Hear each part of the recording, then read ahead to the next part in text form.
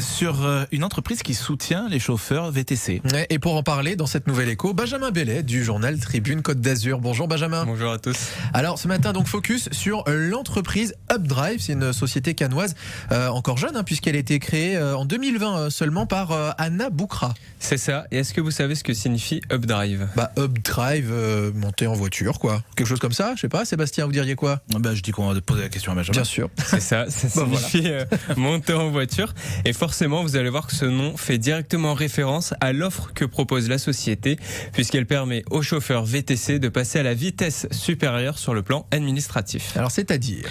C'est-à-dire que la start-up propose via son application mobile un outil de gestion qui comprend 3 fonctionnalités. Tout d'abord, il calcule le coût de revient de la course en prenant en compte la distance, l'essence ou encore le péage, bref, tous les coûts. L'application délivre également l'incontournable bon de commande. Il faut savoir que ce document est très important car les chauffeurs VTC peuvent être sanctionnés s'ils n'ont pas leur bon de commande. Et enfin, l'application dispose d'un tableau de bord qui permet de voir en temps réel les performances de l'entreprise. Mais la profession de chauffeur VTC, c'est plutôt démocratisé depuis quelques années. Et aucun outil donc ne leur permettait ça avant Updrive. C'est vrai que c'est surprenant, mais il faut croire que non. Et à titre d'exemple, les chauffeurs privés ou ceux qui travaillent avec des grandes plateformes n'avaient pas de retour sur leurs résultats, mais seulement sur leur chiffre d'affaires. Alors forcément, si vous n'êtes pas formé à la comptabilité, il peut être difficile de déterminer votre marge. Et c'est ce qu'a constaté Anna Boukra, puisqu'elle était formatrice pour les chauffeurs VTC. Et elle s'est rendue compte qu'une fois diplômés, ils revenaient vers elle pour savoir s'ils avaient des outils à disposition pour les aider. Et alors combien de téléchargements comptabilise l'appli Updrive ? Alors mise en ligne à partir du mois de juin, l'application comptabilise déjà 1200 téléchargements avec une note moyenne de 4,9 étoiles sur 5.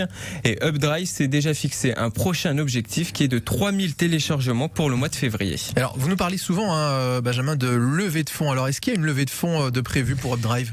Vous avez tout bon, puisque là, justement, pour l'instant, la start-up était financée uniquement sur fonds propres, c'est-à-dire avec l'argent de sa fondatrice.